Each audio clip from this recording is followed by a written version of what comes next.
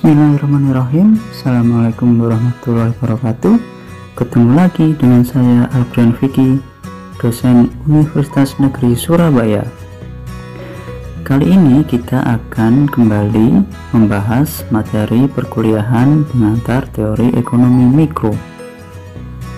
Beberapa video sebelumnya kita telah membahas pelaku-pelaku ekonomi dan juga kegiatan ekonomi, di mana kita sudah mengetahui yang namanya kegiatan ekonomi, di antaranya yaitu kegiatan produksi dan pelakunya yaitu produsen.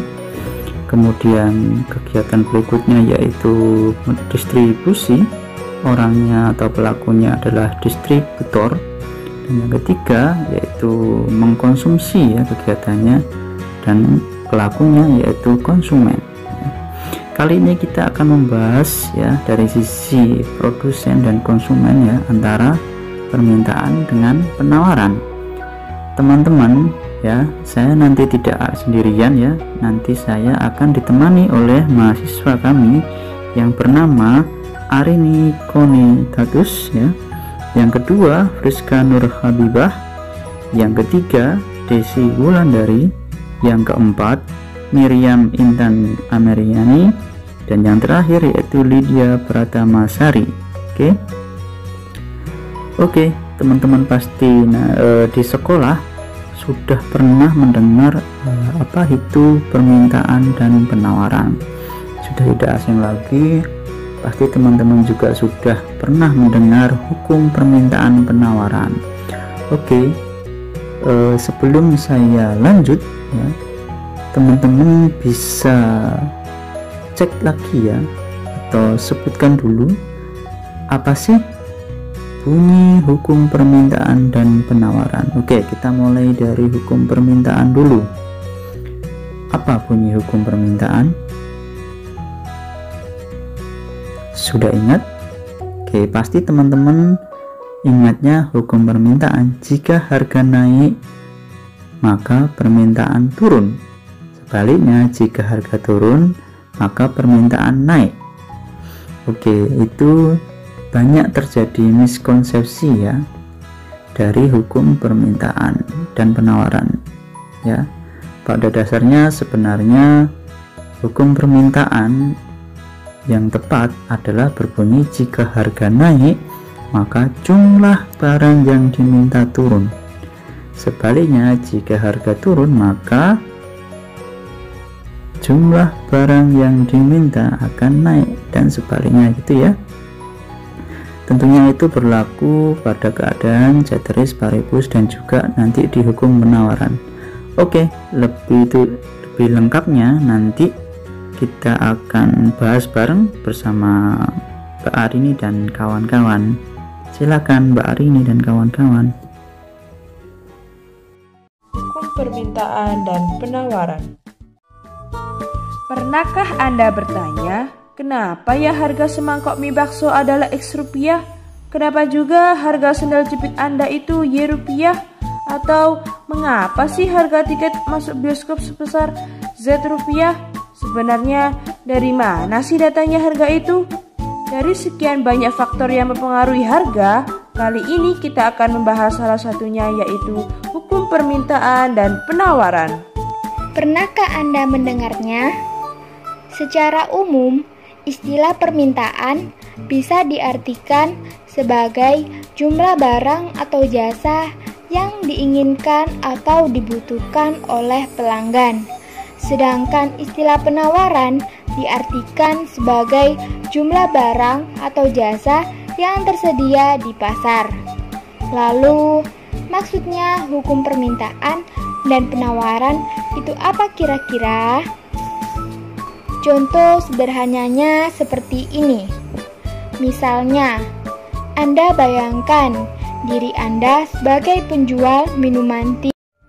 Dengan mempertimbangkan berbagai ongkos dan keuntungan yang ingin Anda peroleh, anggap saja Anda menjualnya dengan harga 5.000. Orang-orang mulai berdatangan membeli minuman tea Anda, dari anak sekolah, ibu-ibu rumah tangga, hingga bapak-bapak. Namun, karena sudah habis terjual, orang-orang jadi pindah mencari minuman teh ke kedai pesaing Anda. Wah, rupanya pesaing Anda pasang harga di 6.000 dan masih laku juga tuh. Coba kalau Anda nggak kehabisan stok teh, Anda pasti bisa jualan bahkan menambah keuntungan Anda. Kemudian Anda menghubungi supplier untuk menambahkan stok teh yang ingin Anda jual. Nah, karena stok sudah tersedia, orang-orang mulai datang lagi ke kedai Anda, bukan? Hehehe.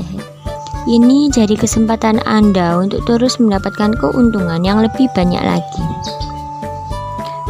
Grafik berikut ini menunjukkan hubungan antara harga dan jumlah penawaran dari sudut pandang pengusaha. Semakin tinggi harga barang para pengusaha, akan terus menambah jumlah barang dagangan untuk mendapatkan keuntungan yang lebih banyak lagi.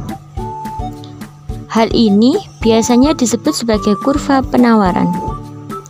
Tapi, bila suatu titik harga barang terlalu tinggi, banyak orang yang jadi tidak mampu untuk membelinya, dan dengan banyaknya jumlah persediaan barang yang Anda miliki, malah jadi kelebihan stok.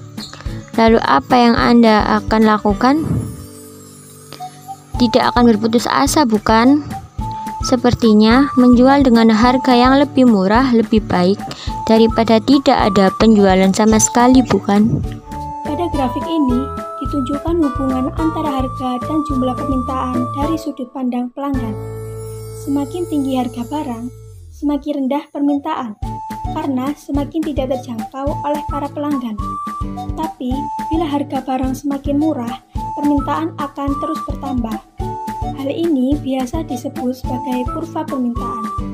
Nah, apabila Anda bandingkan kurva permintaan pelanggan dengan kurva penawaran pengusaha, bisa Anda lihat arah keduanya yang saling berlawanan. Di satu sisi, para pelanggan ingin belanja dengan harga lebih murah. Di sisi lain, para pengusaha ingin mendapatkan keuntungan lebih banyak.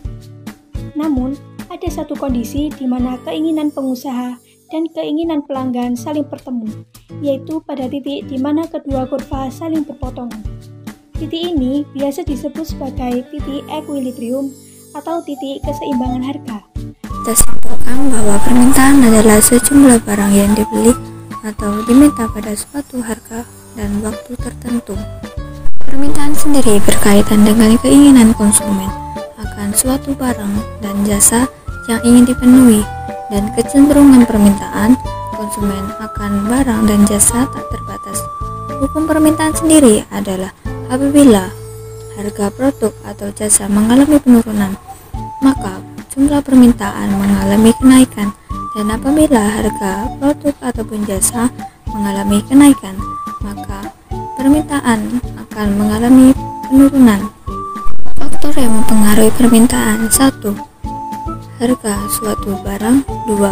Distribusi pendapatan. 3. Intensitas kebutuhan. 4. Pertambahan penduduk.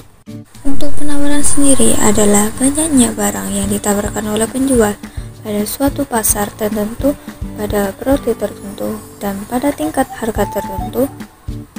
Hukum penawaran sendiri adalah apabila harga produk dan ataupun jasa naik, maka jumlah penawaran akan meningkat, dan apabila harga suatu barang ataupun jasa turun, maka jumlah penawaran akan turun.